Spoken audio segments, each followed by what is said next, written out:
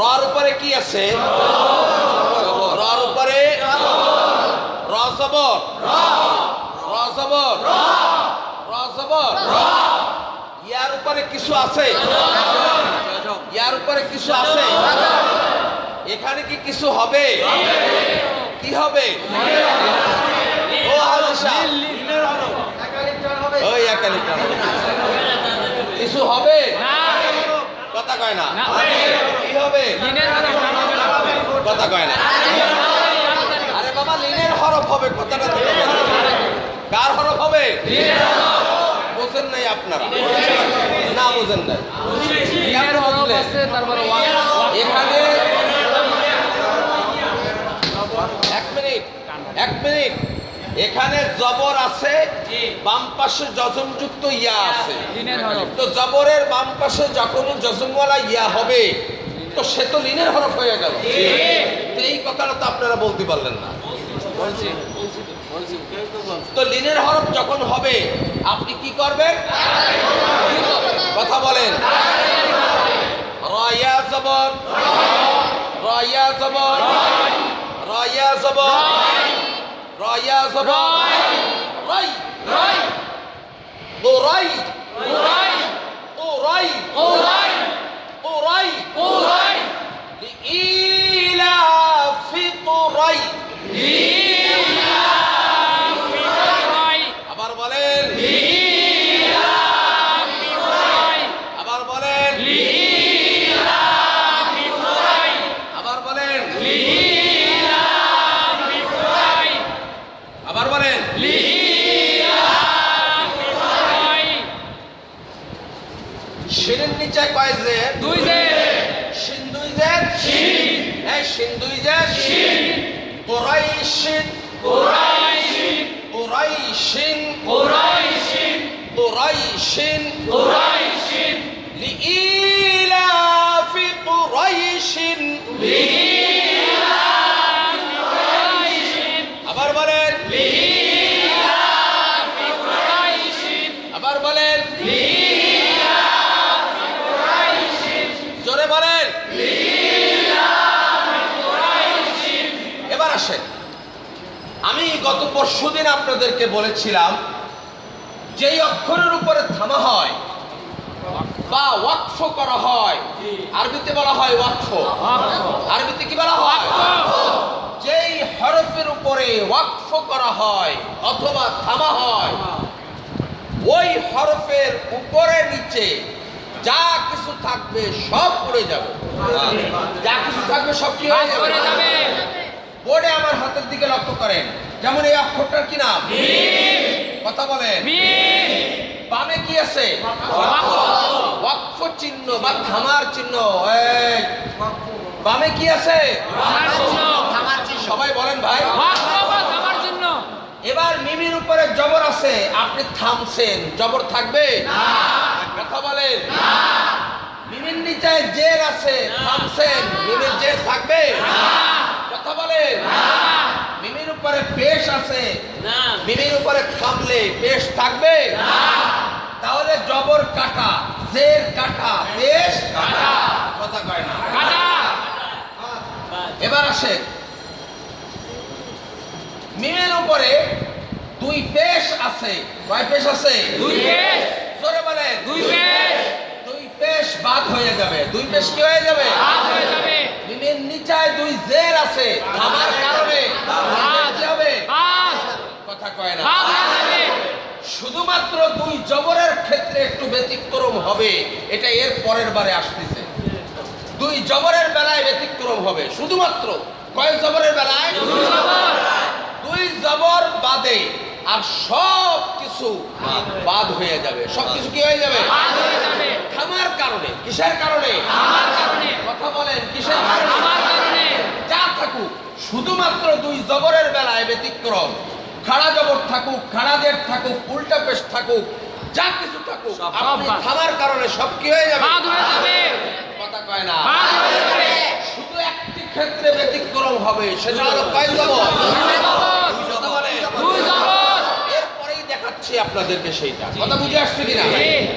তাহলে আমি এখানে শিনের উপরে থামার কারণে শিনের দুইটা জের কি হয়ে যাবে? বাদ হয়ে যাবে, কথা কয় না, বাদ হয়ে যাবে, বাদ হয়ে যাবে। তবে শিনটাকে আপনার উচ্চারণ করতে হবে, শিনটাকে কি করতে হবে? উচ্চারণ করতে হবে।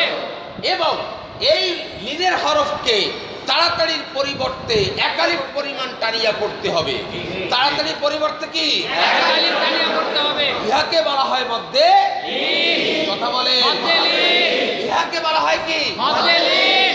এবার আসেন, যদি কেউ এরকম জায়গায় না থামে, যদি কেউ এরকম জায়গায় না থামে, দুইটি আয়াতকে একসঙ্গে পড়ে, তখন মধ্যে লিন কার্যকর হবে না।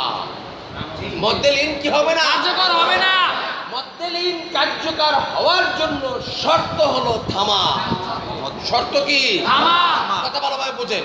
জি, মধ্যে লিন কার্যকারী হওয়ার জন্য শর্ত হলো থামতে হবে। শর্ত হলো কি? থামতে হবে। বুঝেন এই কথাটা? যদি লিনের হরফের উপরে থামেন তাও হবে না, লিনের হরফের বামের হরফের উপরে থামলে হবে। এখানে দেখেন, লিনের হরফের বাম পাশে কোনো একটি হরফ আছে, আছে কিনা? আছে। আছে কিনা? আছে। আপনার বামের হরফের উপরে যখনই আপনি থেমে যাবেন, তখন তাড়াতাড়ির পরিবর্তে এই লিনের হরফকে এক আলিফ পরিমাণ টানিয়া পড়িতে হইবে। জি, কথাটাকে আমি বুঝাইতে পারলাম? জি।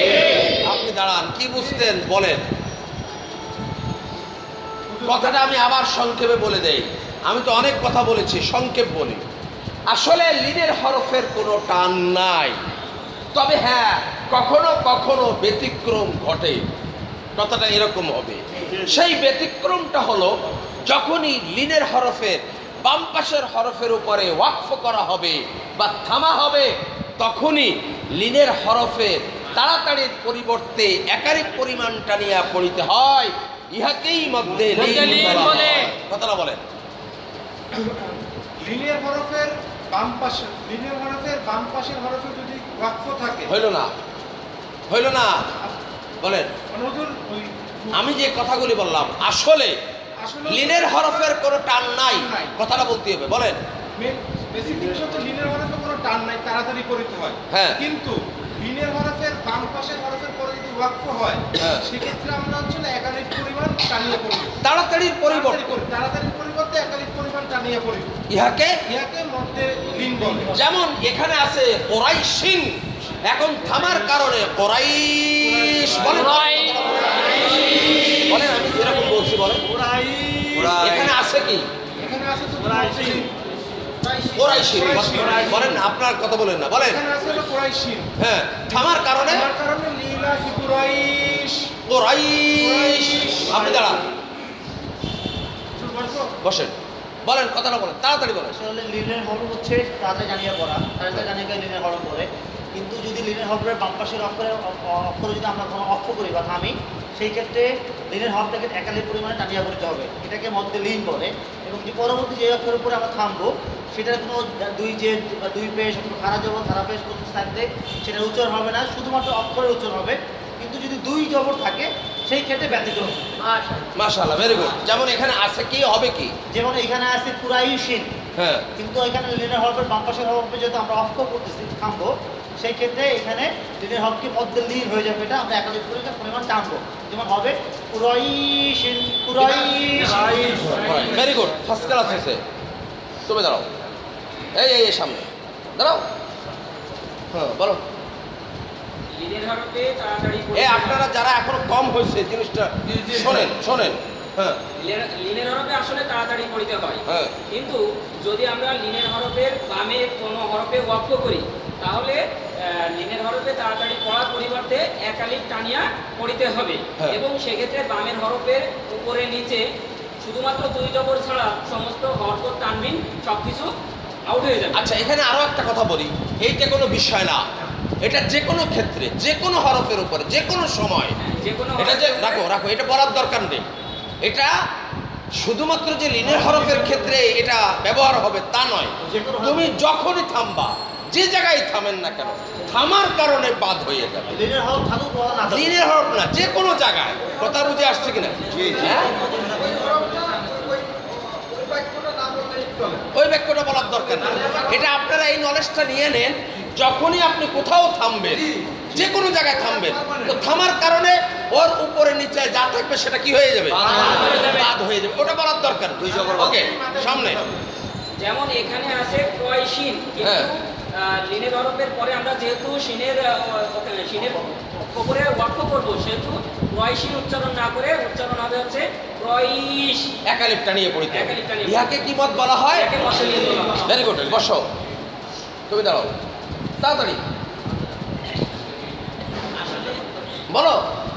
আসলে লিনের হরফে কোনো টান নাই, তবে হ্যাঁ এর একটু ব্যতিক্রম আছে। ব্যতিক্রমটা হলো লিনের হরফে পরের হরফে যদি ওয়াক্ফ করা হয়, সেক্ষেত্রে তাড়াতাড়ি পড়ার পরিবর্তে একালিফ টানিয়ে পড়তে হয়, তবে দুই আলিফ টানারও বিধান আছে। গুড। তবে লিনের হরফের যে লিনের হরফে পরে যে ওয়ার্ডটা শব্দটা অক্ষরটা থাকবে, সেক্ষেত্রে জবর যে আহা, আবার গেল এটা বলার দরকার নেই। সেক্ষেত্রে ব্যতিক্রম হলো যদি লিনের হরফের ক্ষেত্রে না, অর্থ যে কোনো মদের হরফ থাকুক বা যাই থাকুক না কেন, সেক্ষেত্রে আমরা ওয়াক্ফ করিয়া পড়ব। সেক্ষেত্রে এখানে উচ্চারণ এখানে লেখা আছে ওরইশিন, উচ্চারণ হবে ওরইশ। হ্যাঁ, তুমি অনেক লম্বা বলছো, এত লম্বা বলার দরকার নেই, সংক্ষেপ কথা। হ্যাঁ, বসো, তুমি দাঁড়াও, তাড়াতাড়ি বলো।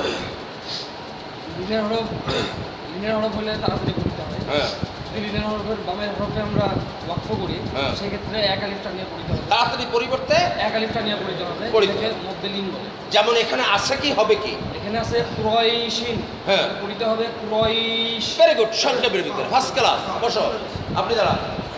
হ্যাঁ, জোরে বলেন, সবাই শুনুন। যে জিনিসটা বলেছিলাম, শুধুমাত্র দুই জবরের ক্ষেত্রে ব্যতিক্রম ঘটে। কয় জবরের ক্ষেত্রে? দুই জবর। সব জায়গায় বাদ হয়ে যাবে। যেমন যদি জবর থাকে, জেড থাকে, পেশ থাকে, খাড়া জবর থাকে, খাড়া জেড থাকে, উল্টা পেশ থাকে, দুই জেড থাকে এবং দুই পেশ থাকে, এই জায়গাগুলিতে থামার কারণে এই সবগুলি বাদ হয়ে যাবে। শুধুমাত্র দুই জবরের বেলায় একটু ব্যতিক্রম হবে।